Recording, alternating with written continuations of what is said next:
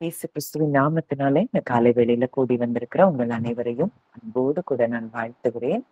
இந்த நாள் இது இனிமையான நாள். இது தேவன் நமக்கு தந்த ஆசீர்வாதத்தின் நாள். வானத்தையும் பூமியையும் படைத்த கர்த்தராலே நீங்கள் ஆசீர்வதிக்கப்பட்டவர்கள் அப்படின்னா, ஒவ்வொரு நாளும் தேவன் நம்மை ஆசீர்வதிக்கிற ஒரு தேவனாய் இருக்கிறார். இந்த நாளும் நம்ம வாழ்க்கையில எந்தெந்த பகுதிகளெல்லாம் நம்ம ஆசீர்வாதம் இல்லையேன்னு நினைக்கிறோமோ, அந்த பகுதிகள் எல்லாவற்றிலும் தேவன் நம்ம ஏற்கனவே ஆசீர்வதித்திருக்கிறார். உன்னதத்தில் இருக்கிற அத்தனை ஆவிக்குரிய ஆசீர்வாதங்களினாலும் அவர் நம்மை ஆசீர்வதித்திருக்கிறார். இந்த நாள்ல கூட நம்ம ஒரு வார்த்தையை முதல்ல தியானிக்க போகிறோம். இன்றைக்காக தேவன் நமக்கு தந்த அந்த வார்த்தை என்ன அப்படின்னு பார்த்தோம்னா, ஏசாயா 46வது அதிகாரம் 13வது வசனம். என் நீதியை சமீபிக்க பண்ணுகிறேன், அது தூரமாய் இருப்பதில்லை. என் ரட்சிப்பு தாமதிப்பதும் இல்லை. நான் சீயோனில் ரட்சிப்பையும் இஸ்ரவேலுக்கு என் மகிமையையும் கட்டளையிடுவேன். அப்போ இந்த மகிமை அப்படிங்கிற வார்த்தையை குறித்துதான் இன்றைக்கு ஆவியானவர் என் உள்ளத்துல இடைப்பட்டு கொண்டே இருக்கிறார். அப்போ இந்த வார்த்தை சொல்லுது, என் நீதியை சமீபிக்க பண்ணுகிறேன், அது தூரமாய் இருப்பதில்லை. என் ரட்சிப்பு தாமதிப்பதும் இல்லை. அப்போ அவர் அவர் நமக்குண்டான நீதியை அவர் என்ன செய்கிறாராம்? ரொம்ப சமீபமா அவர் கொண்டு வந்து விட்டாராம். நீங்க பல இடங்கள்ல உங்களுடைய நீதிக்காக நீங்க ஜெபம் பண்ணிட்டு இருந்திருக்கலாம். ஆனா ஆண்டவர் சொல்றாரு, உங்க நீதியை அவர் சமீபிக்க பண்ணுகிறார். உங்கள் ரட்சிப்பு அது தாமதிப்பதில்லை.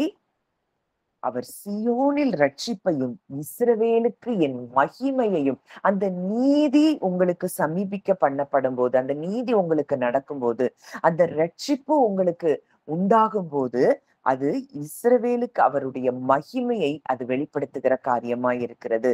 இஸ்ரவேலுக்கு என் மகிமையையும் கட்டளையிடுவேன். ஏசாயா 49:3 பார்க்கிறோம், அவர் என்னை நோக்கி, நீ என் தாசன் இஸ்ரவேலே, நான் உன்னில் மகிமைப்படுவேன். அப்போ இந்த பூமியில அவருடைய மகிமைய பார்க்கணும், ஜனங்கள் பார்க்கணும்னா எப்படிதான் பார்க்க முடியும்? நம்ம வாழ்க்கையின் மூலமாகத்தான் தேவனுடைய மகிமையை ஜனங்கள் பார்க்க முடியும். எவ்வளவோ சிருஷ்டிகள் இருக்கு, சிருஷ்டிப்புகள் இருக்கு.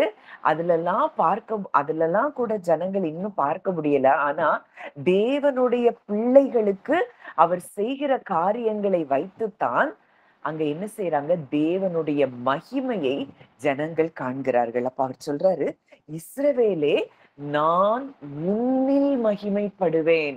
ஓ மூலமா, உனக்கு செய்கிற காரியங்கள் மூலமாய் ஆண்டவர் சொல்றாரு, நம் மூலமாய் அவருடைய நாமம் மகிமைப்பட போகிறதாம். அவர்களை பார்க்கிற யாவரும் அவர்கள் கர்த்தரால் ஆசீர்வாதம் பெற்ற சந்ததி. அப்போ நம்மளை பார்த்து அப்படி சொல்லும் போது அது தேவனுக்கு மகிமையா இருக்கிறது.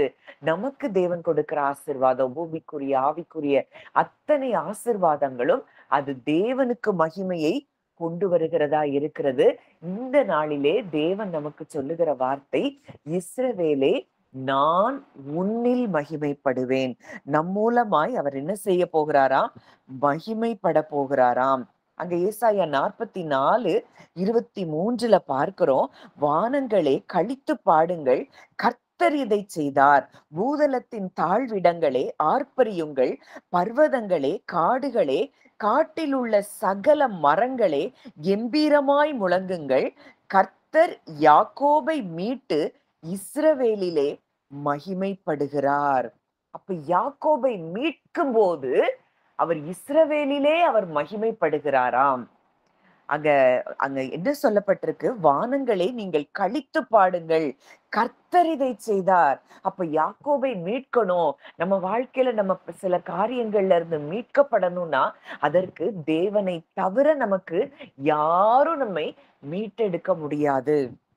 பூதளத்தின் தாழ்விடங்களே ஆர்ப்பரியுங்கள், பர்வதங்களே காடுகளே காட்டிலுள்ள சகல மரங்களே கெம்பீரமாய் முழங்குங்கள். கர்த்தர் யாக்கோபை மீட்டு இஸ்ரவேலிலே மகிமைப்படுகிறார். அப்போ இஸ்ரவேலிலே அவர் மகிமைப்படும் போது அங்க முழு உலகமும் அவரை குறித்து அங்க ராகாப் சொல்றா, உங்களை குறித்து எங்கள் இருதயங்கள் எல்லாம் கரைந்து போயிருக்கிறது, கரைஞ்சு போயிற்று. இப்படி ஒரு கூட்டம் வருதே, இந்த கூட்டத்த பார்த்து இந்த இந்த கூட்டத்து கூட இருக்கிற தேவன் தான் மெய்யான தேவன் அப்படின்னு தேவனை அறியாத ஒரு புறஜாதி பெண் அங்கே சொல்றான்னா, அதற்கு காரணம் அங்கே இஸ்ரவேல் மக்கள் மூலமாய் தேவன் மகிமைப்பட்டதன் விளைவு. அப்ப இன்றைக்கு நம்ம வாழ்க்கையில அவர் மகிமைப்படுவதன் மூலம் மற்ற ஜனங்கள் கர்த்தரை அறிந்து கொள்ளும்படியான காரியங்கள் அங்கே நடக்கிறத நம்ம பார்க்கிறோம். நம்ம ஏசாயா 61:3 அந்த கடைசி பகுதியில பார்க்கிறோம்.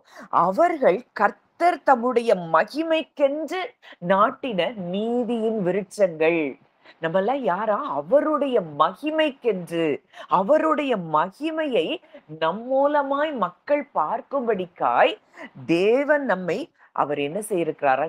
அவர் மகிமைக்கென்று நாட்டின நீதியின் விருட்சங்களாய் நம்மை உண்டாக்கி இருக்கிறார்.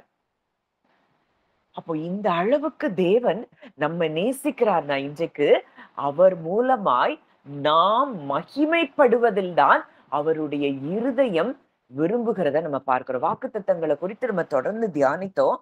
வாக்குத்தத்தங்களுக்கு பின்பாக அவருடைய இருதயத்தை நம்ம பார்க்கிறோம். அப்போ இன்றைக்கு என் பிள்ளை மூலமா நான் மகிமைப்பட வேண்டும் என்பதுதான் அவருடைய விருப்பமாய் இருக்கிறது. அவருடைய இருதய விருப்பமே நம்ம மூலமா அவர் நாமம் மகிமைப்பட வேண்டும். இஸ்ரவேலே, நான் உன்னில் மகிமைப்படுவேன். நம்ம எல்லாருமே கர்த்தர் தம்முடைய மகிமைக்கென்று நாட்டின நீதியின் விருட்சங்கள். இதை மறக்கவே கூடாது. அப்ப இன்னைக்கு இந்த பூமியில இன்னைக்கு நமக்கு சில பிரச்சனைகள் இருக்கலாம், சில சூழ்நிலைகள் எதிரா இருக்கலாம். ஆனா அது நிரந்தரம் அல்ல. அந்த காரியங்கள் எல்லாம் மாறி அவருடைய மகிமை நம் வாழ்க்கையில் நிச்சயமாய் அந்த மகிமை வெளிப்படுகிற நாட்களுக்குள்ள தேவன் நம்மை கொண்டு வந்திருக்கிறதை நாம் அறிந்து கொள்ள வேண்டும். ஏசாயா 60வது அதிகாரம் 21வது வசனம் சொல்லுது, உன் ஜனங்கள் யாவரும் நீதிமான்களும், என்றைக்கும் பூமியை சுதந்தரிக்கும் குடிகளும், நான் நட்ட கிளைகளும், நான் மகிமைப்படும்படி என் கரங்களின் கிரியைகளுமாய் இருப்பார்கள். அப்போ அவர் மகிமைப்படும்படியாகத்தான் அவர் கரத்தின் கிரியைகளாய் நாம் இருக்கிறோம். நம்ம எல்லாரும் யாரு? இன்றைக்கு இயேசு கிறிஸ்துவின் இரத்தத்தினாலே கழுவப்பட்ட நீதிமான்கள். நான் பூமியை சுதந்தரிக்கும் குடிகள், அவர் நட்ட கிளைகள். அவர்கள் அந்த வசனத்துல பார்த்தோம். ஏசாயா 60ல நம்ம பார்த்தோம், 61ல நம்ம பார்த்தோம், என் மகிமைக்கென்று நாட்டின நீதியின் விருட்சங்கள். இதுல என்ன சொல்லப்பட்டிருக்கு? நான் நட்ட கிளைகள், நான் மகிமைப்படும்படி என் கரங்களின் கிரியைகளுமாய் இருப்பார்கள். அப்ப அவர் மகிமைப்படுவதற்காகத்தான் நம்ம இந்த பூமியிலேயே அவர் நிலைநாட்டி இருக்கிறார். அவர் நட்ட கிளைகளாய், அவர் நாட்டின நீதியின் விருட்சங்களாய் இந்த பூமியில நம்ம இருக்கிறோம். அப்படின்னா அவர் கரங்களின் கிரியைகளாய் நம்ம இருக்கிறோம்னா அவர் மகிமைப்படும்படியாகத்தான் நம்மை, அவர் நம் மூலம் மகிமைப்படும்படியாகத்தான் இந்த பூமியில் வைத்திருக்கிறார். நான் மகிமைப்படும்படி என் கரங்களின் கிரியைகளுமாய் இருப்பார்கள். அப்போ எவ்வளவு தூரம் அவர் நம்ம மகிமைப்பட வேண்டும் என்கிறதுல அவர் விருப்பம் உள்ளவரா இருக்கிறாருன்னா நம்ம ஏன் நம்ம சூழ்நிலைகளை குறித்து கவலைப்படணும்? இது நடக்கலையா, அது நடக்கலையா, நான் வெட்கப்படுவனோ? இதெல்லாம் நமக்கு தேவையே இல்லை. இஸ்ரவேலே, நான் உன்னில் மகிமைப்படுவேன் அப்படின்னு தேவன் இன்றைக்கு நமக்கு கொடுக்கிற இந்த வார்த்தையை நாம் பார்க்கலாம். தீவுகள் எனக்கு காத்திருக்கும், அவர் உன்னை மகிமைப்படுத்தினார். ஏசாயா 60:9 நம்ம பார்க்கிறோம். வேதத்துல பல வார்த்தைகளை நீங்க தியானித்து பாருங்க. அவர் எப்படி நம்மை மகிமைப்படுத்த அவர் விரும்புகிற தேவனா இருக்கிறார் அப்படிங்கிறது நமக்கு தெரியும். அங்க ஏசாயா 55:5 பார்க்கிறோம், இதோ நீ அறியாதிருந்த ஜாதியை வரவழைப்பாய், உன்னை அறியாதிருந்த ஜாதி உன் தேவனாகிய கர்த்தரின் நிமித்தமும் இஸ்ரவேலுடைய பரிசுத்தரின் நிமித்தமும் உன்னிடத்திற்கு ஓடி வரும், அவர் உன்னை மேன்மைப்படுத்தி இருக்கிறார். இது இன்னொரு இங்கிலீஷ்ல, ஆங்கில மொழிபெயர்ப்புல அவர் உன்னை மகிமைப்படுத்தி இருக்கிறார் அப்படின்னு சொல்லப்படுது. அது என்னவா? அந்த வசனத்தினுடைய கான்டெக்ஸ்ட் என்ன? நீ அறியாதிருந்த ஜாதி உன்னிடத்திற்கு வரும். யார் மூலமாய்? கர்த்தர் நிமித்தமாய், இஸ்ரவேலின் பரிசுத்தரின் நிமித்தமாய் உன்னிடத்திற்கு ஓடி வரும் அவர் உன்னை மகிமைப்படுத்தி இருக்கிறார். உதிக்கிற உன் ஒளியினிடத்திற்கு ராஜாக்களும் கடந்து வருவார்கள். இதெல்லாம் நம்ம வாழ்க்கையில இனி வருகிற நாட்கள்ல நிச்சயமாய் நடக்க போகிற காரியங்கள்.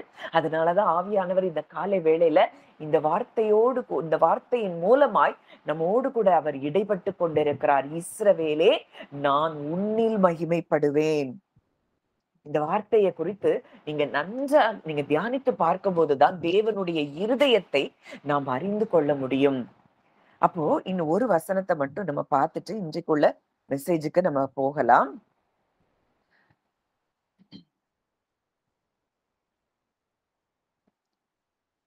கர்த்தரின் மகிமை வெளியரங்கமாகும். மாம்சமான கண்கள் அதை ஏகமாய் காணும். மாம்சமான யாவும் அதை ஏகமாய் காணும். இன்னைக்கு நம்ம நம்ம வாழ்க்கையில தேவன் வெளிப்படுத்துகிற மகிமை அது வெளியரங்கமாய் இருக்கும். கர்த்தருடைய மகிமை நம் வாழ்க்கையின் மூலமாகத்தான் வெளிப்படுகிறதுனா அந்த மகிமை எப்படி இருக்கும்? வெளியரங்கமாய் இருக்கும். மாம்சமான யாவும் அதை ஏகமாய் காணும். கர்த்தரின் வாக்கு அதை உரைத்தது என்றும் வனாந்தரத்திலே கூப்பிடுகிற சத்தம் உண்டாயிற்று. கர்த்தருடைய வாக்கு அதை உரைத்திருக்கிறதாம். கர்த்தரின் மகிமை வெளியரங்கமாகும். இஸ்ரவேலே, நான் உன்னில் மகிமைப்படுவேன் அவர் சொல்லி இருக்கிறார்னா அந்த மகிமை வெளியரங்கமாகும். அவர் மாம்சமான கண்கள் யாவுமா அதை ஏகமாய் காணும். இதை சொன்னது யார்? கர்த்தரின் வாக்கு. கர்த்தரின் வாய் அதை உரைத்திருக்கிறதுனா நிச்சயமாய் நம் மூலமாய் தேவனுடைய நாமம் மகிமைப்படும். அறியாதிருந்த ஜாதி நம்மிடத்திற்கு வரும். அவர் நம்மை நிச்சயமாய் மகிமைப்படுத்துகிறார்.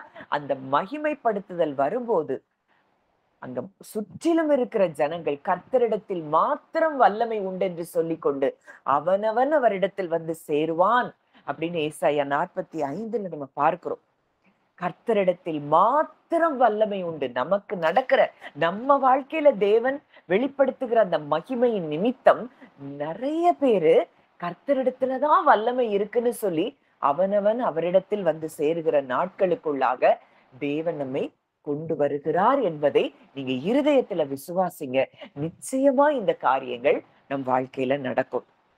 இப்ப கடந்த நாட்கள்ல நம்ம தியானித்து கொண்டு வருகிற காரியம், ஏன் தேவன் வாக்குத்தத்தங்களை நமக்கு கொடுக்கிறார்.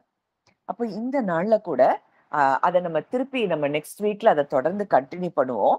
இன்றைக்கு தேவன் எனக்கு கொடுத்த ஒரு வார்த்தை, நம்ம ஏற்கனவே ஏசாயா 55ல நம்ம ஒரு வார்த்தை, அந்த முதல் வசனம், இருக்கிறவர்களே, நீங்கள் எல்லோரும் தண்ணீர்கள் அண்டைக்கு வாருங்கள். பணம் இல்லாதவர்களே, நீங்கள் வந்து வாங்கி சாப்பிடுங்கள். நீங்கள் வந்து பணமும் இன்றி விலையும் இன்றி திராட்சை ரசமும் பாலும் கொள்ளுங்கள்.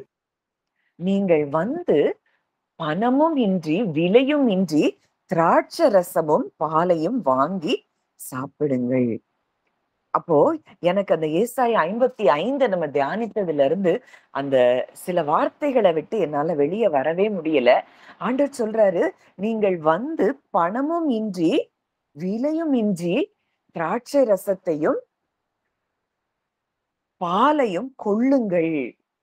அந்த திராட்சை ரசம் அப்படிங்கிறது என்ன அப்படிங்கிறத குறித்துதான் இன்றைக்கு நம்ம தியானிக்க போகிறோம்.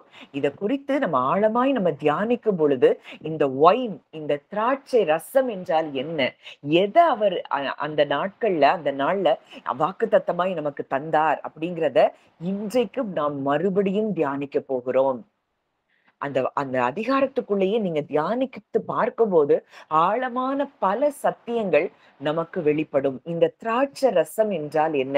ஆண்டவர் ஏன் நீங்க வந்து பணமும் இன்றி விலையும் இன்றி திராட்சை ரசத்தையும் பாலையும் வாங்கி கொள்ளுங்கள். அந்த அந்த பால் அப்படிங்கிறதையும் நம்ம தியானித்து பார்ப்போம். இந்த திராட்சை ரசத்தை குறித்துதான் இன்றைக்கு நாம் தியானிக்க போகிறோம். வாசிக்கலாம். சங்கீதம் 104வது அதிகாரம் 14, 15. சங்கீதம் 104, 14, 15. பூமியிலிருந்து ஆகாரம் உண்டாகும்படி அவர் மிருகங்களுக்கும் புல்லையும் மனுஷருக்கு உபயோகமான பயிர் வகைகளையும் முளைப்பிக்கிறார். மனுஷனுடைய இருதயத்தை மகிழ்ச்சியாக்கும் திராட்சை ரசத்தையும் அவனுக்கு முகக்களையை உண்டு பண்ணும் எண்ணெயையும் மனுஷனுடைய இருதயத்தை ஆதரிக்கும் ஆகாரத்தையும் விளைவிக்கிறார். இந்த வார்த்தை சொல்லுது, மனுஷனுடைய இருதயத்தை மகிழ்ச்சியாக்கும் திராட்சை ரசம். அப்போ தேவன் ஏன் அங்க நம்மள அழைக்கிறாராம்? நீங்கள் வந்து பணமும் இன்றி விலையும் இன்றி திராட்சை ரசத்தையும் பாலையும் கொள்ளுங்கள் அப்படின்னு சொல்றாருன்னா, லிட்ரலா அவர் ஏதோ ஒயினை நமக்கு கொடுக்கிற காரியம் இல்ல. அவருடைய பிரசன்ஸ்குள்ள நம்ம போகும்போது அந்த திராட்சை ரசத்தை உட்கொள்ளுகிறவர்களுக்கு என்ன சந்தோஷம் இருக்குமோ, மனுஷனுக்கு மனுஷனுடைய இருதயத்தை மகிழ்ச்சியாக்கும் திராட்சை ரசம். அப்ப அவரிடத்துல போகும்போது நம்முடைய இருதயம் என்ன செய்யுதான்? மகிழ்ச்சியாய் மாறுகிறது. அவர்கிட்ட வந்துட்டோம்னா அந்த திராட்சை ரசத்தை நாம் பெற்றுக்கொள்ளுகிறோம். அப்போ இந்த ஒயின் அப்படின்னாலே அந்த ஜாய், தேவனுடைய அந்த provision, blessing of God's provision, அவர் நமக்கு கொடுக்கிற அந்த ஆசீர்வாதங்கள், அது நமக்கு சந்தோஷத்தை கொடுக்கக்கூடியதா இருக்கிறது. அவருடைய பிரசன்னம் நமக்கு சந்தோஷத்தை கொடுக்கக்கூடியதா இருக்குது.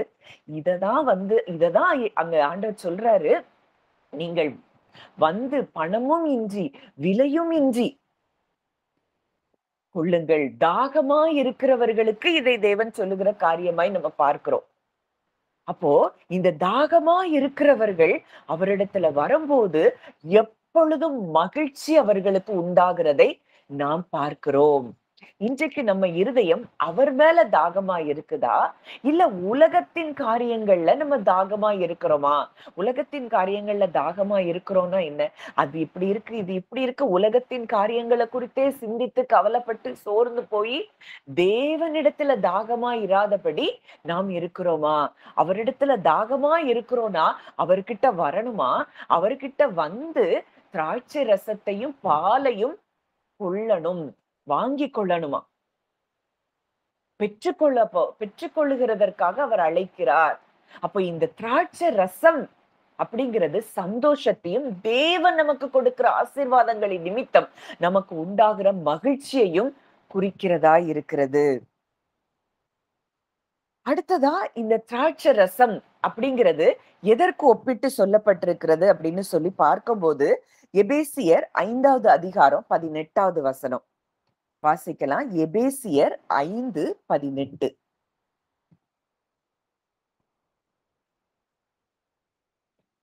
எபிசியன்ஸ் சாப்டர் 5 துன்மார்க்கத்துக்கு ஏதுவான மதுபான வெறி கொள்ளாமல் ஆவியினால் நிறைந்து.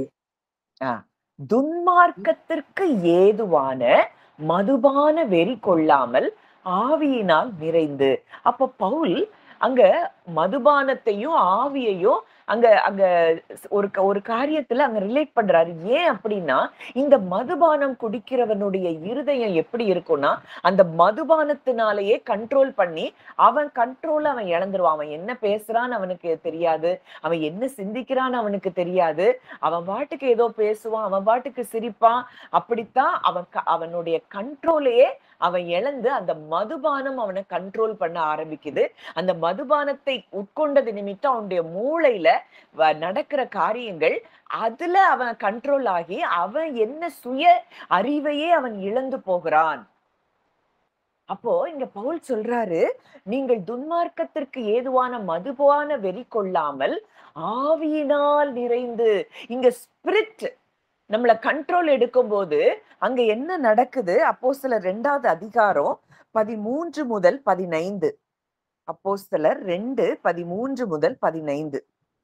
மற்றவர்களோ இவர்கள் மதுபானத்தினால் நிறைந்திருக்கிறார்கள் என்று பரியாசம் பண்ணினார்கள்.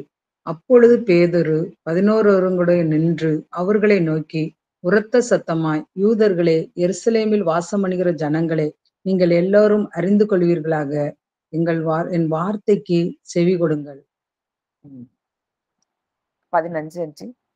நீங்கள் நினைக்கிறபடி இவர்கள் வெறி கொண்டவர்கள் அல்ல, பொழுது விடிந்து 3ஆம் மணி வேளையாய் இருக்கிறதே. போதும். அப்போ அங்க பெந்தேகோஸ்தே நாள்ல பரிசுத்த ஆவியானவர் ஊற்றப்பட்ட பொழுது அவங்க எப்படி இருக்கிறாங்க? அவங்க அவங்க ஃபுல் கண்ட்ரோல் ஹோலி ஸ்பிரிட் எடுத்துக்கொண்டபடியினால, அவங்க நான் அங்க அங்க சொல்லப்பட்டிருக்கு, அவங்க அந்நிய பாஷைகள, பற்பல பாஷைகள பேசுனாங்கன்னு சொல்லப்பட்டிருக்கு. அவங்கவங்க பாஷைகள், அங்க வந்த பல ஜனத்தார், பல பாஷைக்காரருடைய பாஷைகள்ல இவங்க என்ன செய்றாங்க? பேசுறாங்க. இவர்கள் படிப்பறியாதவர்கள். இவங்களுக்கு ஒண்ணுமே தெரியாது. இவங்க எல்லாருமே மீன் பிடிக்கிறவர்கள். அதுல முக்காவாசி பேர் மீன் பிடிக்கிறவங்க. ஆனா, அவருடைய பாஷைகள்ல ஒரு நிமிஷம்.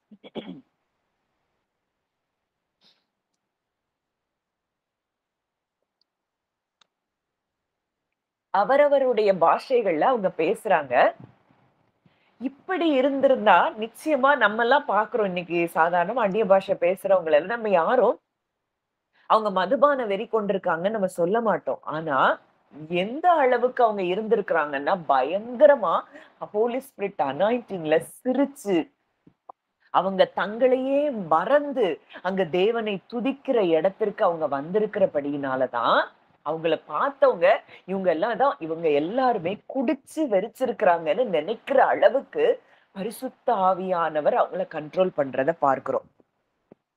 அப்போ ஒரு மனுஷன் தேவனுடைய ஆவியானவரால அவன் கண்ட்ரோல் படுகிறான் அப்படின்னா, அங்க அவனுக்கு பயங்கரமான ஒரு சந்தோஷம் அவனுக்குள்ள இருந்து பொங்கி நிரம்பி வழிகிற சந்தோஷத்தை அவன் பெற்றுக்கொள்கிறான். இந்த திராட்சை ரசம் அப்படிங்கிறது பரிசுத்த ஆவியானவருடைய நிறைவையும் குறிக்கிறதா இருக்கிறது. இந்த பரிசுத்த ஆவியானவருடைய நிறைவை பெற்றுக்கொள்ளுகிற மனிதன் எப்போ எப்படி இருப்பான்? ஆவியில களிகூர்ந்து கொண்டே இருப்பான். நம்ம வாசிக்கிறோம், சீஷர்கள் சந்தோஷத்தினாலும் பரிசுத்த ஆவியினாலும் நிரப்பப்பட்டார்கள். அவங்க ஃபுல்லா என்ன அவங்க சூழ்நிலை எல்லாம் எதுவுமே அவங்களுக்கு நினைவிலேயே இருக்காது போல. அந்த அளவுக்கு அவங்க பரிசுத்த ஆவியானவரால ஆளுகை செய்யப்பட்டு அவங்க சந்தோஷத்துல இருந்தாங்க. தைரியமாய் போல்ட்னஸ், தைரியமா வசனத்தை பிரசங்கித்தார்கள். அதுவரைக்கும் இயேசுவை சிலுவையில அறையும்படி அந்த யூதர்கள் வந்த பொழுது, போர்ச்சேவகர்கள் வந்த பொழுது, எல்லாரும் பயந்து சிதறி போனவங்க. அவர் மரித்து உயிர்த்தெழுந்த பிறகு, அவங்க கூட இப்ப இயேசு இல்ல. ஆனா பரிசுத்த ஆவியானவர் ஊற்றப்பட்ட பிறகு, அவங்களுக்குள்ள ஒரு அசாதாரணமான ஒரு தைரியம். அவங்க விடுதலையை அனுபவித்தாங்க. விடுதலையான ஒரு வாழ்க்கையை அனுபவிக்கக்கூடிய இடத்திற்கு தேவன் அவர்களை கொண்டு வந்ததை நாம பார்க்கிறோம். அப்போ திராட்சை ரசம் அப்படின்னா முதலாவது நம்ம பார்த்தோம், அது சந்தோஷத்தை குறிக்கிறதா இருக்கிறது. தேவனுடைய ஆசீர்வாதத்தை நம்ம பெற்றுக்கொள்ளும் பொழுது நமக்கு கிடைக்கிற சந்தோஷம், அவருடைய பிரசன்ஸ்ல நமக்கு இருக்கிற சந்தோஷம், பரிசுத்த ஆவியின் நிறைவுல இருக்கிற சந்தோஷம், இது எல்லாமே இந்த திராட்சை ரசத்துக்கு ஒப்பிட்டு வேதம் சொல்லுகிறதை நாம் பார்க்கிறோம். அடுத்ததா ஒரு வசனம் வாசிக்கலாம். லூக்கா 22வது அதிகாரம் 20வது வசனம். லூக்கா 22:20. பின்பு அவர் அந்தப்படியே பாத்திரத்தையும் கொடுத்து, இந்த பாத்திரம் உங்களுக்கு சிந்தப்படுகிற என்னுடைய இரத்தத்தினால் ஆகிய புதிய உடன்படிக்கையா இருக்கிறது என்றார். அடுத்ததா அவர் திராட்சரசம் அதை எடுத்து அவர் சொல்றாரு, இது உங்களுக்காக சிந்தப்படுகிற என்னுடைய புது உடன்படிக்கையின் ரத்தம்.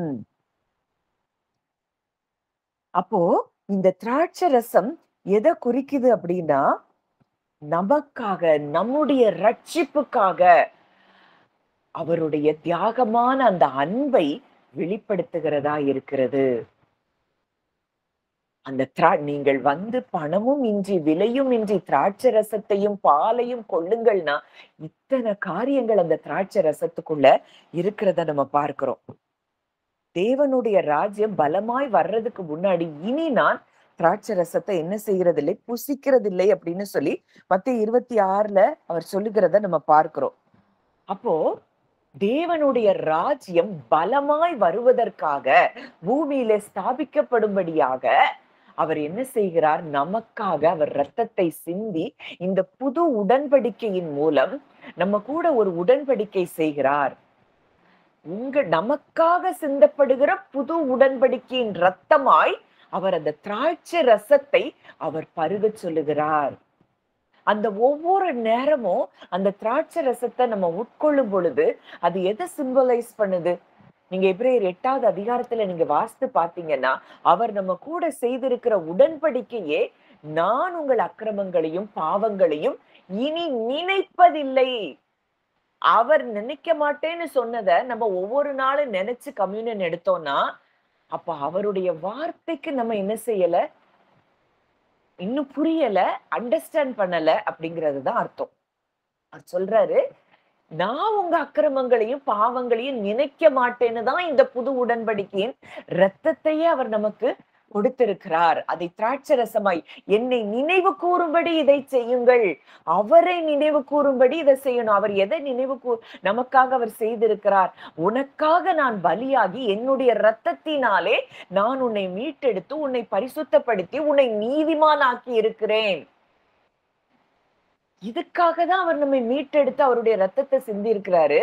ஆனா நம்ம போய் என்னைக்கோ செஞ்ச பாவங்கள் அத பல வருஷமா சொல்லி சொல்லி சொல்லி சொல்லி நம்மளே நம்ம பாவிங்கிற இடத்தை விட்டு நம்ம வெளியே வர முடியாம இருக்கிறோம்னா எப்படி நம்ம அந்த சந்தோஷத்தை அனுபவிக்க முடியும்? இந்த திராட்சை ரசமே நமக்கு சந்தோஷத்தை கொடுக்கிற திராட்சை ரசம்னா, இன்றைக்கு இன்னும் நம்ம தேவனுடைய அன்பை குறித்தே நம்ம சந்தேகப்பட்டு கொண்டிருந்தோம்னா எப்படி அந்த சந்தோஷத்தை நம்ம அனுபவிக்க முடியும்? அப்போ அந்த திராட்சை ரசத்தை அவர் ஏன் அந்த ரத்தமா எண்ணி அவர் அருந்த சொல்றாருன்னா, வேற எதையோ உன்னை கொடுத்திருக்கலாம். ஆனா அந்த திராட்சை ரசம் உனக்கு சந்தோஷத்தை உண்டாக்குகிற ஒரு காரியம். நான் உனக்காக ரத்தத்தை சிந்தி உன்னைய மீட்டெடுத்து உன்னை இன்னைக்கு உன்னதத்துல என் பக்கத்துல உட்கார வைத்திருக்கிறேன் என்பதை வெளிப்படுத்துகிறதாய் அவருடைய ரத்தம் இருக்கிறது. அது சந்தோஷத்தை வெளிப்படுத்துகிற காரியமா இருக்கிறது. அப்போ இதை எவ்வளவுக்கு எவ்வளவு நம்ம ஆழமா அறியிறோமோ, அங்க சொல்றாரு, நான் புது இருதயத்தை கொடுத்து என்னுடைய பிரமாணங்களை அவருடைய இருதயங்கள் எழுதுவேன். இந்த சந்தோஷத்தை நம்ம அனுபவிக்கும் போதுதான் அவருடைய பிரமாணங்கள் நம்ம இருதயத்துல அவர் எழுதப்பட்டிருக்க அந்த பிரமாணங்களை நம்ம உணர முடியும். இந்த சந்தோஷம் நமக்கு இல்லை. என் தேவன் என்னை பரிபூரணமாய் மாற்றி இருக்கிறார். நீங்கள் கிறிஸ்துவுக்குள் பரிபூரணமாய் இருக்கிறீர்கள், பரிபூரணம் உள்ளவர்களாய் இருக்கிறீர்கள். You are complete, you are perfect அப்படின்னு வேதம் சொல்லுது. ஆனா இன்னைக்கு நம்மளை எப்படி பார்த்து கொண்டு இருக்கிறோம்? இந்த இடத்துக்கு வந்தாதான் இந்த திராட்சை ரசத்தின் சந்தோஷத்தை நாம் அனுபவிக்க முடியும். நம்ம கிட்ட இந்த குற்ற மனசாட்சி என்பது நமக்கு தேவையில்லை. எபிரேயர் 9ல பார்க்கிறோம், நித்திய ஆவியினாலே தம்மை தாமே பழுதற்ற பலியாக ஒப்பு கொடுத்த கிறிஸ்துவினுடைய ரத்தம் நம்முடைய மனசாட்சியை என்ன செஞ்சிருக்கான்? செத்த கிரியைகள் அற சுத்திகரித்திருக்கிறது. கிறிஸ்துவினுடைய ரத்தம் நம்மை சுத்திகரித்திருக்கிறது. பாவம் அற நம்மை சுத்திகரித்து நம்மை கழுவி இன்றைக்கு உன்னதத்துல அவரோடு கூட உட்கார வைக்கப்பட்டிருக்கிறோம் அப்படிங்கிறத எப்பொழுது நம்ம விசுவாசிக்கிறோமோ அப்பதான் அந்த திராட்சை ரசத்தை உட்கொள்ளுகிற அந்த சந்தோஷத்தை நாம் அனுபவிக்க முடியும். அதுக்காக தான் நான் நினைக்கிறேன், அவர் அந்த திராட்சை ரசத்தை அவர் ரத்தமா எண்ணி அருந்த சொல்லுகிறார். இது உனக்கு சந்தோஷத்தை கொடுக்கக்கூடிய ஒரு செய்தி. இது உனக்காக சிந்தப்படுகிற என்னுடைய புது உடன்படிக்கையின் ரத்தம். என்னை நினைவு கூறு. உன் பாவத்தை நினைவு கூறுன்னு அவர் சொல்லல. என்னை நினைவு, நான் என்ன செஞ்சிருக்கிறேன் உனக்காக, அதை நினைவு கூறும்படி இதை செய்யுங்கள். அப்ப இத ஆழமா நம்ம இந்த திராட்சை ரசம்ங்கிற காரியத்துல எவ்வளவு காரியத்தை தேவன் அதற்குள் வைத்திருக்கிறார். இந்த திராட்சை ரசம் அப்படின்னாலே அது எதை குறிக்குதான்? அபண்டன்ஸ். அங்க அதாவது அபண்டன்ஸ், அதாவது மிகப்பெரிய ஆசீர்வாதம், நிறைவான ஆசீர்வாதத்தை குறிக்கிறதா இருக்கிறதா. ஆமோஸ் 9:13.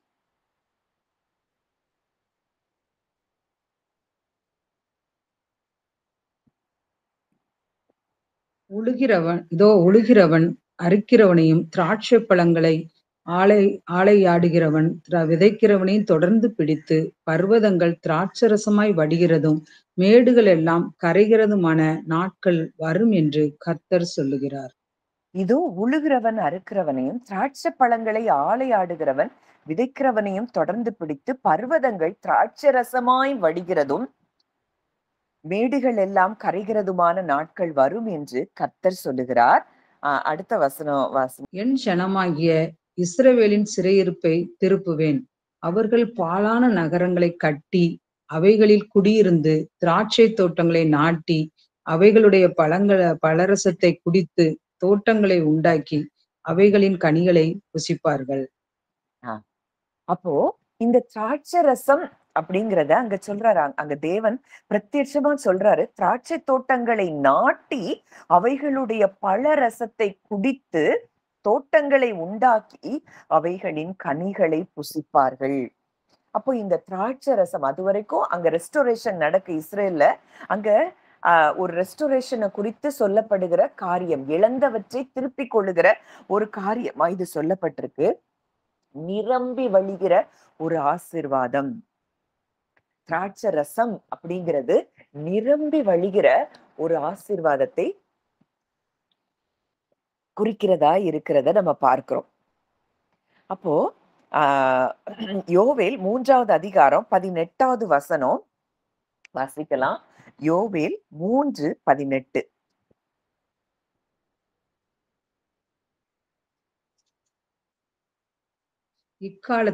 அக்காலத்தில் பர்வதங்கள் திராட்சரசத்தை பொழியும், மலைகள் பாலாய் ஓடும், யூதாவின் ஆறுகள் எல்லாம் பிரவாகித்து ஓடும்.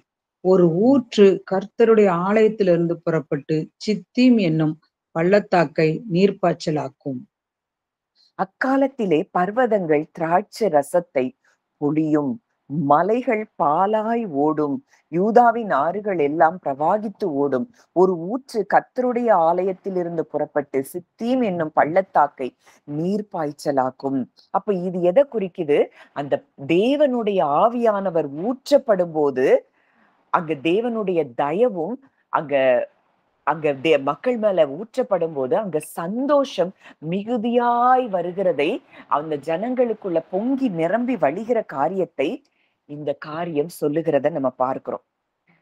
அதாவது ஃபேவர் அப்பான் ஹிஸ் பீப்புள், தேவனுடைய தயவு அங்க மக்கள் மேல பெருகுகிற காரியமாய் இங்கே திராட்சை ரசம் அங்க பொழிகிற காரியத்தை குறித்து சொல்லப்பட்டிருக்கிறத நம்ம பார்க்கிறோம். அந்த திராட்சை ரசம் அங்க நிறைவாய் பொழிகிறது அப்படின்னா தேவனுடைய தயவு அங்கே பெருகுகிற காரியமாய் அங்கே சம்பவிக்கிறதை நம்ம பார்க்கிறோம்.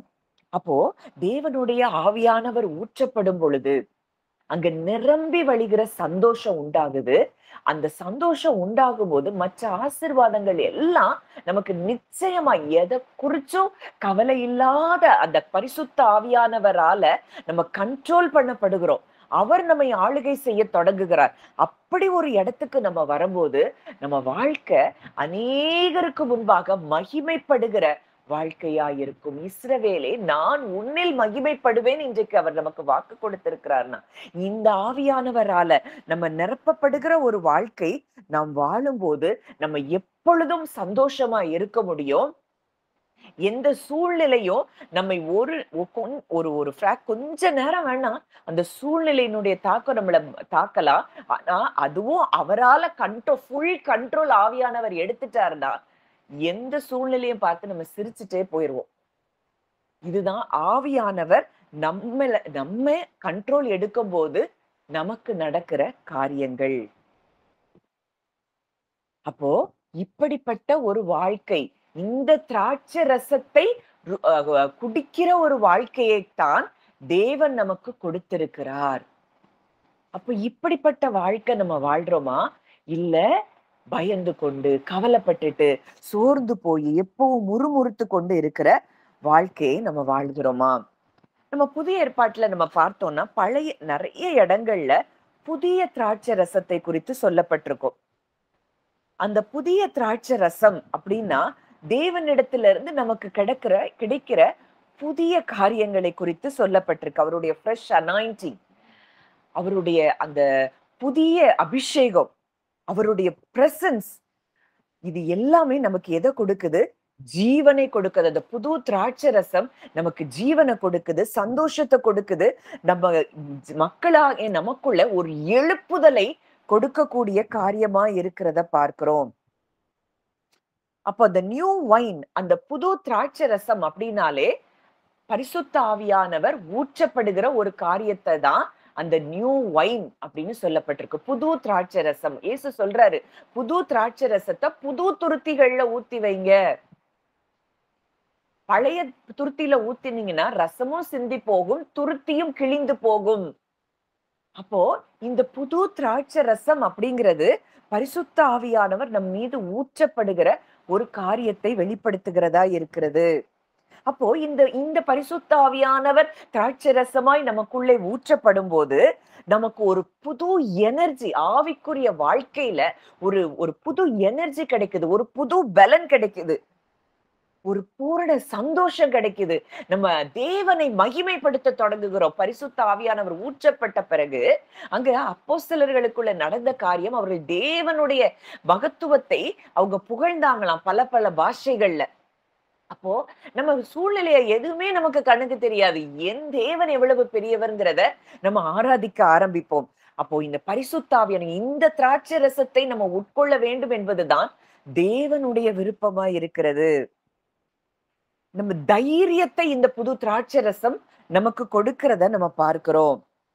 நம்மள பரிசுத்த ஆவியானவர் நம்மள நிரப்பின பிறகு நம்மளால அமைதலா இருக்கவே முடியாது. நம்மளால அவருடைய வார்த்தைய நம்ம மற்றவங்கள்ட்ட ஷேர் பண்ணாமலும் இருக்க முடியாது. அந்த சந்தோஷத்தினால நம்ம அமைதியாவே இருக்க முடியாது. எப்பொழுதும் அவருக்குள்ளே களி கூர்ந்து மகிழ்ந்து அவருடைய வார்த்தையை நம்ம தியானித்துக் கொண்டிருக்கக்கூடிய, எப்பொழுதும் அவரை துதித்துக் கொண்டே இருக்கக்கூடிய ஒரு வாழ்க்கையினாலே தேவன் நம்மை நிரப்புகிறது தான் அந்த புது திராட்சை ரசத்தின் காரியமா இருக்கிறத நம்ம பார்க்கிறோம். துன்மார்க்கத்திற்கு ஏதுவான மதுபான வெறி கொள்ளாமல் ஆவியினால் நிறைந்து. அப்போ இந்த புது திராட்சை ரசம் நமக்கு ஏன் அங்க சிந்தப்பட்டிருக்கு? இயேசு கிறிஸ்துவின் ரத்தத்தினால அங்க முத்திரையிடப்பட்டிருக்கு. இது உங்களுக்காக சிந்தப்படுகிற என்னுடைய புது உடன்படிக்கை. அந்த உடன்படிக்கையில உடன்படிக்கைனா உடன்படிக்கை அப்படின்னாலே அது ஒரு சீலிங், ஒரு சீல் முத்திரையிடப்பட்டிருக்கு. என்ன முத்திரை நமக்கு அந்த திராட்சை ரசத்தின் அவருடைய ரத்தத்தின் மூலம் நமக்கு முத்திரையிடப்பட்டிருக்குன்னா, முற்றிலுமாய் நம்முடைய பாவங்களை அவர் மன்னித்திருக்கிறார். தேவனோடு கூட என்றென்றைக்கும் இன்றைக்கு உறவுக்குள்ள நம்ம போக முடியும். தேவாலயத்தின் திரைச்சீலை அவர் மறித்த உடனே அது கிழிந்து போனதுன்னா, இன்றைக்கு அவருடைய ரத்தத்தின் மூலம் நம்ம மகா பரிசுத்த ஸ்தலத்துக்குள்ள தைரியமாய் அவருடைய கிருபாசன தண்டைக்குள்ள பிரவேசிக்கிற ஒரு அனுபவத்தை அவருடைய ரத்தம் நமக்கு கொடுத்திருக்கிறது. ஒரு புது லைஃப், நியூ லைஃப் அங்கே கிருபை இந்த திராட்சை ரசத்தின் மூலம் நமக்கு கொடுக்கப்பட்டிருக்கு. இந்த நியாயப்பிரமாணத்தை பின்பற்றி எல்லாரும் அங்க யாராலையும் பின்பற்ற முடியல. அதனால பாவமும் மரணமும் அவங்களை தொடர்ந்து மேற்கொண்டுட்டு இருந்தது. ஆனா இங்கே கிறிஸ்துவை விசுவாசித்த நமக்கு ஜீவனின் ஆவியின் பிரமாணம் நம் வாழ்க்கையில் செயல்பட தொடங்குகிறது. இந்த திராட்சை ரசத்தை நாம் உட்கொள்ளும் பொழுது, இந்த திராட்சை ரசமாகிய பரிசுத்த ஆவியானவரை நாம் உட்கொள்ளும் பொழுது, அவரை கண்ட்ரோல் பண்றதுக்கு, அவரை நம்மளை கண்ட்ரோல் பண்றதுக்கு நம்ம இடமளிக்கும் பொழுது, அங்கு நம்ம மேல கிருபையின் மேல கிருபை.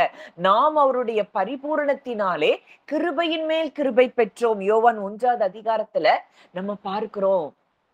அப்ப இந்த திராட்சை ரசம் இவ்வளவு சந்தோஷத்தை கொடுக்கக்கூடிய இந்த புது திராட்சை ரசத்தை தேவன் நமக்கு தந்திருக்கிறதை நம்ம பார்க்கிறோம். இந்த பழைய துருத்தி அப்படின்னாலே என்ன குறிக்குதுன்னா, அது ஒரு கல்லான இருதயம்.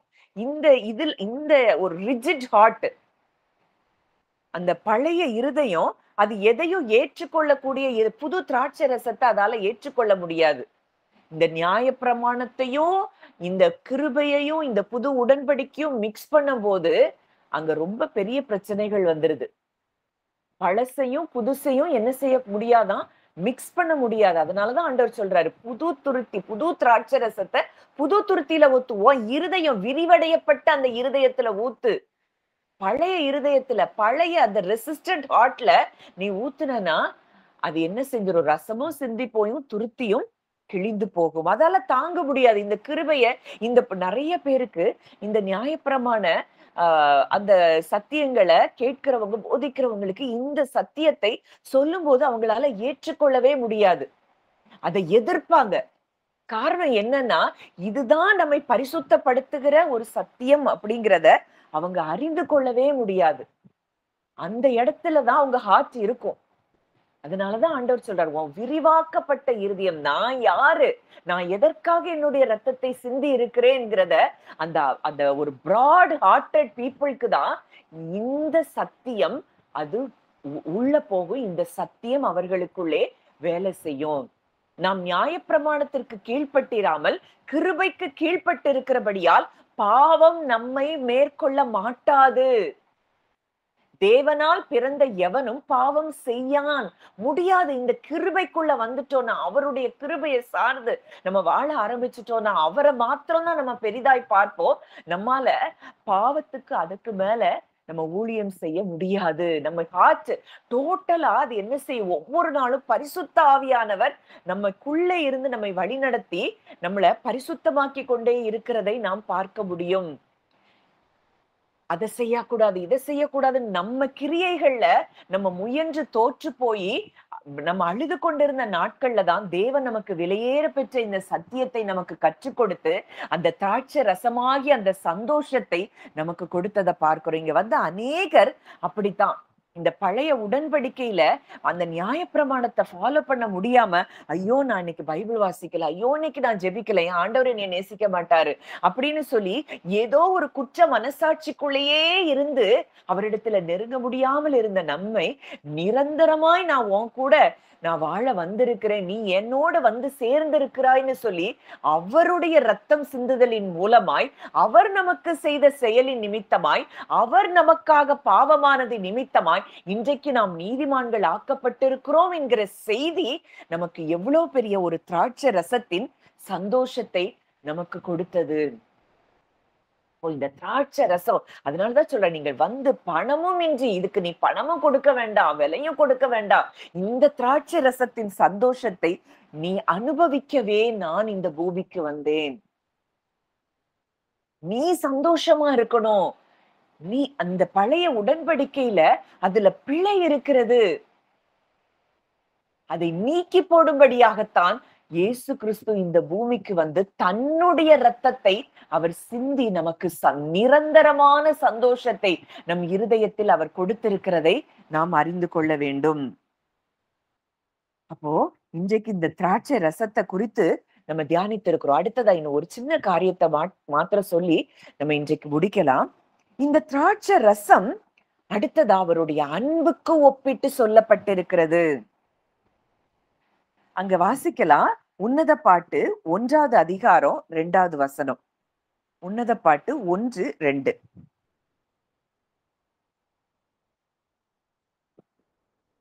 அவர் தமது வாயின் முத்தங்களால் என்னை முத்தமிடுவாராக. உமது நேசம் திராட்சை ரசத்தை பார்க்கிலும் இன்பமானது. உமது நேசம் திராட்சை ரசத்தை பார்க்கிலும் இன்பமானது. அப்ப அவருடைய அன்பு, அந்த லவ், அந்த ஸ்வீட்னஸ் ஆஃப் ஹிஸ் லவ், அந்த அன்பின் இனிமை அது எப்படி இருக்கா, திராட்சை ரசத்தை விட அது இனிமையான ஒரு அன்பாய் இருக்கிறதை நாம் பார்க்கிறோம். இந்த அன்பை நம்ம ஆழமா அறிய அறிய அறிய இந்த திராட்சை ரசத்தை விட, இந்த திராட்சை ரசத்தை பருகும்போது ஒரு மனுஷனுக்கு கிடைக்கிற அந்த சந்தோஷத்தை விட பல மடங்கு நமக்கு சந்தோஷம் உண்டாகும். இந்த ஒயின், இந்த திராட்சை ரசம் ஒரு டெம்பரரியா ஒரு சந்தோஷத்தை கொடுக்குது. ஆனா இந்த அன்பை நாம் உணர ஆரம்பிக்கும் போது அது நித்தியமான ஒரு சந்தோஷத்தை நமக்கு கொடுக்கிறதா இருக்கிறத நாம் பார்க்கிறோம். இந்த இந்த திராட்சை ரசம் நம்ம இருதயத்தை வேணா அது கொஞ்ச நேரத்துக்கு ஒரு சந்தோஷத்தை வைக்கும், அந்த உலக கவலைகளை மறக்க செய்யும். ஆனா அவருடைய அன்பு நம்முடைய இருதயத்தையே டிரான்ஸ்ஃபார்ம் பண்ணுது. இன்னைக்கு இந்த கிருபைக்கு கீழ்ப்பட்டு இருக்கிறவர்களுக்கு பாவம் மேற்கொள்ள முடியாதுன்னு ஏன் சொல்லப்பட்டிருக்குன்னா, அவருடைய அன்பை நம்ம தியானிக்க தியானிக்க தியானிக்க தியானிக்க நம்மளால அதுக்கு மேல நம்ம பாவத்துல நம்மளால இருக்கவே முடியாது. அந்த இருதயம் அது என்ன செய்யப்படுகிறது? பரிசுத்தமாக்கப்படுகிறது. அவருடைய அன்பு நம்மை நம்மள என்ன செய்யுது? டிரான்ஸ்ஃபார்ம் பண்ணுது. நம்ம இருதயத்தை அது டிரான்ஸ்ஃபார்ம் பண்ணுகிறத பார்க்கிறோம். இந்த மதுபானம் வெளிய அவுட்வேர்டா ஏதோ கொஞ்ச நேரம் டெம்பரரியா ஒரு ஒரு ஒரு கம்ஃபர்ட் கொடுக்குது, ஒரு ஆறுதலை கொடுக்குது. ஆனா அவருடைய அன்பு நம்முடைய ஆத்துமா முழுவதையும் அது நிரப்பி சந்தோஷத்தை கொடுக்கிறதை நம்ம பார்க்கிறோம். அதனாலதான் ஆத்தும நேசர் அவர்தான் நமக்கு ஆத்தும நேசரா இருக்கிறார். நம்முடைய ஆத்துமாவை நேசிக்கிறவரா இருக்கிறார். இன்னைக்கு உலகம் நம்முடைய காரியங்களை நம்மளை குறித்து எத்தனையோ காரியங்கள் உலகத்துல உள்ள நபர்கள் நம்மளை குறித்து தவறுதலா பேசலாம், சொல்லலாம், நடத்தலாம்.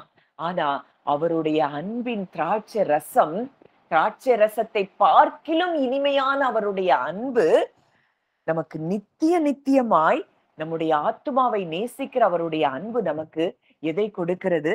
சந்தோஷத்தை கொடுக்கிறது. அப்போ இந்த சந்தோஷத்துல நம்ம என்றென்றைக்கோ நம்ம வாழும் பொழுது பரிசுத்த ஆவியானவரால நம்ம நிரப்பப்படுகிறோம். இயேசு நம்ம பார்க்கிறோம், ஆவியில அவர் களி கூறுகிறதை நம்ம சில இடங்கள்ல வேதத்துல பார்க்கிறோம். அவர் எப்பவும் ஸ்பிரிட் மூலமா பிதாவோடு கூட உறவாடி கொண்டே இருந்ததை நாம் பார்க்கிறோம்.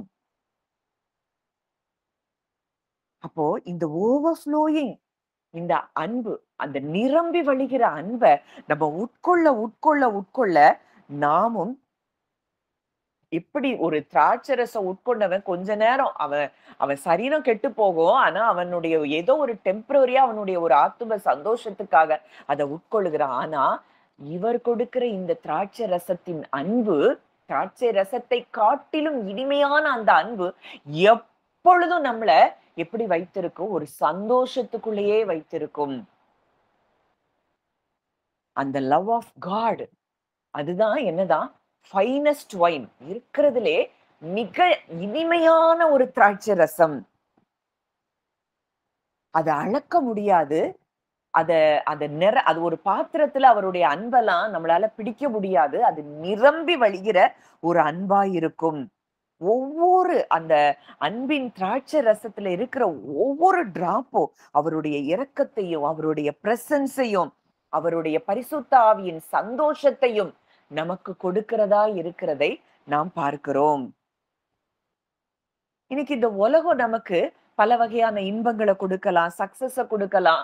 இதெல்லாம் கொடுக்கும்போது, இதெல்லாம் கிடைக்கும் போது ஒரு டெம்பரரியா ஒரு சந்தோஷம், அவ்வளவுதான். ஆனா நித்தியமான சந்தோஷம் அவருக்குள்ள இருக்குது. அவருடைய அன்பை நாம் பெற்றுக்கொள்ளும் போது நமக்கு கிடைக்கிறதா இருக்கிறது. இன்னைக்கு அவருடைய அன்பு, இன்னைக்கு காலையில ஒரு வார்த்தையை முதல்ல நம்ம தியானித்தோம். இஸ்ரவேலே, நான் உன்னில் மகிமைப்படுவேன் அப்படிங்கிறதுல அவரோட அன்பை நீங்க பார்த்தீங்கன்னா உங்க இருதயம் சந்தோஷத்துல களி கூறும். அவருடைய இருதயத்துல நம்ம மேல வைத்திருக்கிற அன்பைதான் அந்த வார்த்தையில நம்ம பார்க்கிறோம். அவர் உன்னை மகிமைப்படுத்தி இருக்கிறார்.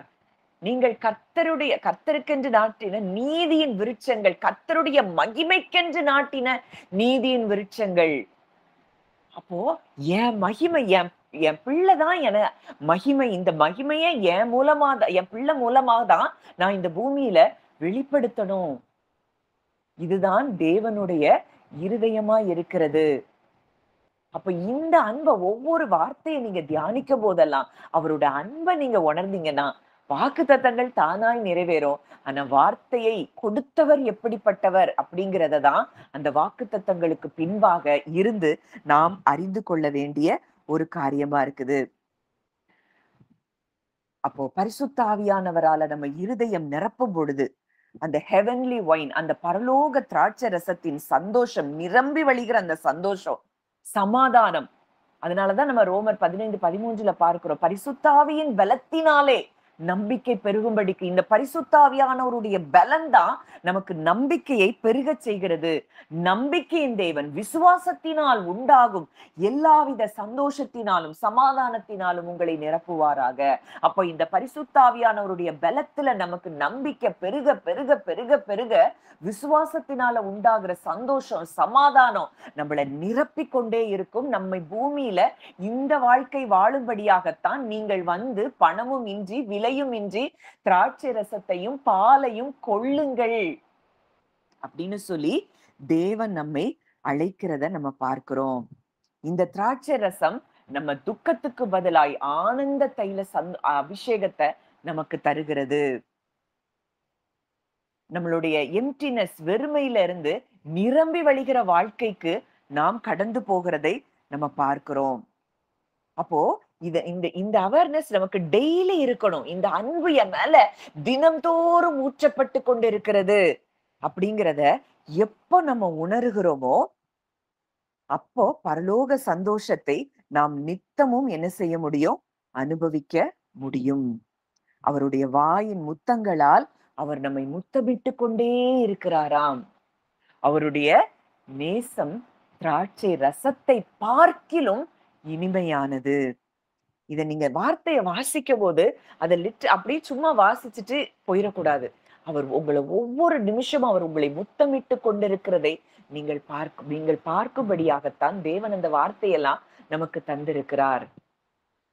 அவர் அந்த அளவுக்கு இன்டிமேட்டா நம்மளை நேசிக்கிறார்னா இந்த உலகத்தின் காரியங்கள் எது நம்மளை கீழே தள்ள முடியும், நம்மளை சோர்வுறப்படுத்த முடியும்? அவ்வளவு தூரம் நம்மளை நேசிக்கிறார்னா நமக்காக அவர் எதையாவது செய்யாமல் இருப்பாரா? ஒரு காரியம் இத சொல்லும் போது நேற்றைய தினத்துல ஆண்டவர் என்னோடு பேசுற ஒரு காரியத்தை மட்டும் குறிச்சிட்டு நான் சொல்லிட்டு நம்ம ஜெபிக்க போகலாம். அப்போ நான் ஒரு சின்ன காரியத்தை குறிச்சு நான் என் மனசுல ஓடிச்சு. அதை ஜெபிக்கணும்னு சொல்லி போகும்போது ஏன் இருதயம் எனக்கு தடை பண்ணுச்சு. இதெல்லாமா போய் நீ ஜெபிப்ப? இதெல்லாமா அவர் எவ்வளவு பெரிய அவருக்கு இருக்கிற இதுல நீ இந்த காரியத்துக்கெல்லாமா ஜெபிக்கணும் அப்படின்னு திடீர்னு எனக்கு ஒரு நாளும் தோணாது. ஆனா நேத்து அப்படி தோணுச்சு. அப்ப ஆண்டவரே, நான் ஏன் அப்படி நினைக்கிறேன்? நீங்க இந்த காரியத்துக்கெல்லாம் நீங்க எனக்கு பதில் கொடுக்க மாட்டீங்களா? நான் ஏன் அப்படி நினைக்கிறேன்னு சொல்லி கேட்கும்போது ஆண்டவர் ஒரு காரியத்தை குறித்து எனக்கு வெளிப்படுத்தினார். ஒரு ஒரு ஒரு ஒரு ஊமை மாதிரி ஒரு காரியத்தை எனக்கு சொல்லி கொடுத்தார், கற்றுக் கொடுத்தார். அப்போ நம்ம இருக்கிறோம், நம்ம இன்னைக்கு ஸ்பிரிட்ல இருக்கிறோம். ஒருவேளை சிலர் நம்ம ஃபுல்லா ஆவியானவரால கண்ட்ரோல் பண்ணப்பட்டிருக்கிறோம். சில நேரங்கள்ல இன்னும் நமக்கு பயம் வருது, சோர்வு வருது, கவலை வருது. இன்னும் மாம்சத்துல இருக்கிற நபர்களாகவும் நம்ம இருக்கிறோம். அப்போ அப்படிப்பட்ட சூழ்நிலையில இன்னைக்கு நமக்கு வீட்டுக்கு பக்கத்துல இருக்கிறவங்களோ இல்ல நமக்கு ஏதோ உறவுல இருக்கிறவங்க யாரோ ஒருத்தர் நம்மளுக்கு எதிராவே நமக்கு எதிரா பேசுறாங்க, நமக்கு எதிரா செயல்படுறாங்க. இல்ல நம்ம வீட்டுக்கு பக்கத்துல உள்ளவங்களாவே நம்ம வச்சுக்கிடுவோம். நமக்கு எதிரா செயல்படுறாங்க, எதிரா பேசுறாங்க, நமக்கு எதிரா அத்தனை காரியங்களை செய்யறாங்க. அப்போ அந்த வீட்டுல இருக்கிற அந்த அவருடைய பிள்ளைக்கு ஒருவேளை ஏதோ ஒரு சுகம் இல்லாம போகுது, ஒரு பயங்கரமான ஒரு வியாதி, ஒரு கிட்னி ஃபெயிலியர், ஏதோ ஒண்ணு. ஒரு சிறு பையன், ஒரு வாலிப பையன் வைத்துக் கொள்வோம். அந்த பையனுக்கு அப்படி ஒரு பலவீனம் வருது. அப்போ நம்ம இன்னைக்கு ஒருவேளை ஸ்பிரிட்ல இருந்தோம்னா நம்ம என்ன செய்வோம்? நம்ம ஜெபிப்போம். ஐயோ, அந்த பையனுக்கு ஒரு நல்ல சுகம் கிடைக்கட்டும். நம்ம ஸ்பிரிட்ல இல்ல, மாம்சத்துல இருந்தோம்னா நல்லா வேணும் இவனுக்கு, இவன் எனக்கு விரோதமா என்னெல்லாம் செஞ்சான், அதனாலதான் கடவுள் இவனுக்கு ஒரு தண்டனையை கொடுத்துட்டாரு அப்படின்னு சொல்லி நினைப்போம். இது மாம்சத்துல இருக்கிற மனிதனுடைய எண்ணம். இதுக்கு மேல நம்ம ஒருவேளை ஸ்பிரிட்ல இருந்தோம் அப்படின்னா நம்ம அந்த பிள்ளைக்காக ஜெபிப்போம், அவ்வளவுதான். ஆனா நம்ம பிள்ளையினுடைய கிட்னியை எடுத்து அந்த பிள்ளை சுகமாகணும்னு கொடுக்கறதுக்காக நம்ம ரெடியா இருப்போமா? நம்மளால அது முடியவே முடியாத ஒரு காரியம். ஏன் இவ்வளோ தூரம் நம்ம எவ்வளவுதான் ஆவிக்குரியவங்களா இருந்தா கூட நமக்கு எதிரி, பரம எதிரியாய் அவர் செயல்பட்டு பக்கத்து வீட்டுல இருக்கிறவங்க செயல்பட்டு கொண்டு இருக்கிறாங்க. அப்போ என் பிள்ளை கிட்னியை கொடுத்து அந்த பிள்ளைய நான் காப்பாற்றணும்னு சொல்லி இறங்கி செய்கிறவர்கள் அது அப்படி நம்ம உலகத்துல அப்படி பார்க்க முடியுமான்னு எனக்கு தெரியல. ஒருவேளை ஒரு சிலர் இருக்கலாம். ஆனால் ஆண்டவர் சொன்னாரு, இததானே நான் உனக்காக செஞ்சேன். நீ மனதிலே எனக்கு சத்ருவாய், உனக்கு நீ என்னைய நீ சத்ருவா நீ பார்த்த, கொலோசையர் 1வது அதிகாரத்துல இருக்கு. முன்னே துர்க்கிரியைகளினாலும் மனதிலே சத்துருக்களாயும் இருந்த உங்களையும், நம்ம மனதளவுல அவருக்கு அவரை சத்ருவாய் தான் நம்ம என்ன செஞ்சோமா பார்த்தோம். தேவனை விட்டு தூரமா தான் இருந்தோம். அக்கிரமங்களினாலும் பாவங்களினாலும் நாம் மரித்தவர்களாய்த்தான் இருந்தோம். நம்ம கிட்ட நல்லதுன்னு சொல்றதுக்கு ஒண்ணுமே இல்ல. ஆனா அந்த பரலோக தகப்பன் நம்ம ஒரு கிண்ணிய கொடுக்கறதுக்கு நம்ம யோசிக்கிறோம். ஆனா அந்த தகப்பன் தன்னுடைய குமாரனை கொடுத்து தன்னுடைய குமாரனுடைய சரீரத்தின் ஒவ்வொரு அவயவங்களும் நமக்காக பிக்கப்படும்படி, நொறுக்கப்படும்படி, அவருடைய சரீரத்தில் இருக்கிற கடைசி சொட்டு ரத்தம் வரைக்கும் நமக்கு சிந்தப்படும்படி அவரை நமக்காக கொடுத்திருப்பார் என்றால், சின்ன காரியமோ பெரிய காரியமோ எந்த ஜெபத்திற்கும் அவர் பதில் கொடுப்பார் என்பதை அவர் அந்த ஓமை மூலமா எனக்கு தேவன் எடுத்து விளக்குனார். அப்போ நம்ம ஒரு நாளும் கூட இந்த ஜெபத்தை நம்ம பண்ணலாமா, இதுக்காகலாம் நான் அவரை நான் டிஸ்டர்ப் பண்ணலாமா அப்படின்னு நம்ம நினைக்கவே தேவையில்லை. அவர் நம்முடைய அப்பா. அதாவது ஒரு கிட்னியை கொடுக்கறதுக்கு நமக்கு யோசனையா இருக்கு. அவர் உச்சந்தலையிலிருந்து உள்ளங்கால் வரைக்கும் அத்தனை நம்ம சரீரத்துல இருக்கிற அவயவங்கள் புதிதாகும்படியாய் தன்னுடைய குமாரனை ஒப்பு கொடுத்து தன்னுடைய குமாரனுடைய சரீரம் அணு அணுவாய் பிக்கப்பட்டு நொறுக்கப்பட்டு அவருடைய ரத்தம் கடைசி சொட்டு ரத்தம் வரைக்கும் சிந்த கொடுத்த பிதாவினுடைய அன்பு எவ்வளவு பெரிதுன்னு நம்ம பார்த்தோம் அப்படின்னா நமக்கு இன்றைக்கு கவலைகளும் பயங்களும் நம்மை மேற்கொள்ளாது. என் அப்பா எனக்காக தன்னுடைய குமாரனையே கொடுத்திருக்கிறார். நான் வாழும்படி, நான் விடுதலையாய் வாழும்படி, நான் சுகமாய் வாழும்படி, நான் செழிப்பாய் வாழும்படி தன்னுடைய குமாரனையே கொடுத்திருக்கிறார்னா மற்ற எல்லாவற்றையும் எனக்கு அவர் அருளாதிருப்பது எப்படி? அப்போ ஆண்டவர் நமக்காக ஒவ்வொரு காரியம் நம்ம பேசுகிற சத்தத்தை அவர் விரும்புகிறார். நம்ம ஏற்கனவே பார்த்தோம். அவர் எவ்வளவு தூரம் நம்ம சத்தத்தை கேட்க விரும்புகிற தேவன். அந்த மெசேஜ் நம்ம இதுல இருக்கு. நீங்க கேட்கலன்னா கேட்டு பாருங்க. நம்ம நம்ம பிள்ளை இப்போ என் பிள்ளைங்க இந்த லீவுக்கு வந்திருக்கிறாங்க ஊருக்கு. நான் எவ்வளவு தூரம் என் பிள்ளைங்க கூட இருக்கணுமோ அவ்வளவு தூரம் எனக்கு அவ்வளவு ஒரு விருப்பம் வருது. நம்ம ஒரு தாய் தகப்பனாகிய இருக்கிற நம்ம பிள்ளைங்க கூட டைம் ஸ்பெண்ட் பண்றத அவ்வளவு விரும்புறோம். இன்னைக்கு எங்க அப்பாக்கு எங்களுக்கு லீவ் விட்டுட்டாங்க அப்படின்னா அவங்க எங்களை கூட்டிட்டு வர்றதுல அவ்வளவு ஒரு சந்தோஷம். பிள்ளைகளையும் பேர பிள்ளைங்களையும் அவங்க கூட இருந்து டைம் ஸ்பெண்ட் பண்றதுல அவ்வளவு சந்தோஷம். உலக தாய் தகப்பன்களாகிய நமக்கு இவ்வளவு சந்தோஷம் இருக்கும்னா நம்ம சத்தத்தை கேட்கறதுக்கு அந்த பரம தகப்பனுக்கு எவ்வளவு சந்தோஷம் இருக்கும். அப்போ தைரியமா அப்பா கிட்ட போய் உங்க மனசுல இருக்கிறது என்ன வேணாலும் பேசலாம். அந்த உறவுல நீங்க அவர்கிட்ட போகும்போது அவர் உங்களோடு பேசுகிற அந்த சந்தோஷத்தை நீங்கள் அனுபவிக்க முடியும். இதைத்தான் தேவன் விரும்புகிறார். நம்ம ரெக்வெஸ்ட் இதெல்லாம் நமக்கு நடக்கும். என்னென்ன வாக்குத்தத்தங்கள் உண்டோ அது எல்லாம் நிறைவேறும். அதுக்காக நன்றி செலுத்திட்டு நம்ம போயிட்டே இருக்க வேண்டியதான். ஆனா அவரிடத்துல போகும்போது, நம்ம உறவுக்காக அவரிடத்துல போகும்போது அவர் நம்முடைய இருதயத்தை அவருடைய சந்தோஷத்தினால் நிரப்புகிறதை நாம் பார்க்க முடியும். இயேசுவானவர் அப்படித்தான் பிதாவோடு கூட உறவாடி கொண்டே இருந்தபடியினாலதான் அந்த சந்தோஷத்தை அவர் நிரந்தரமாய் பெற்றிருந்தார்.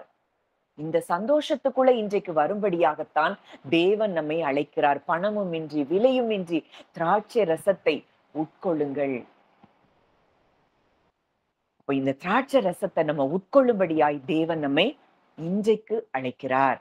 நல்லா தியானித்து பாருங்க. இத மறுபடியும் இந்த மெசேஜை கேளுங்க. இந்த திராட்சை ரசத்தின் சந்தோஷத்தை நாம் எல்லாரும் அனுபவிக்க வேண்டும் என்பதுதான் தேவனுடைய சித்தமாய் இருக்கிறது. நம்ம ஜெபிக்கலாம். நல்ல தகப்பனே, நன்றியோடு உம்மை துதிக்கிறோம், ஸ்தோத்தரிக்கிறோம் அப்பா.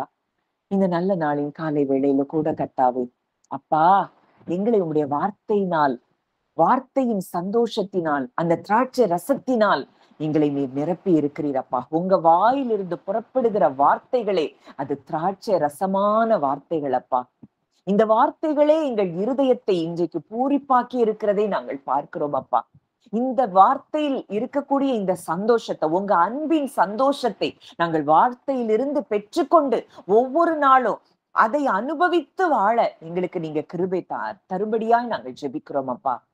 துன்மார்க்கத்துக்கு ஏதுவான மதுபான வெறி கொள்ளாமல் ஆவியினால் நிறைந்து என்று சொல்லி வேதத்துல பார்க்கிறோம் அப்பா.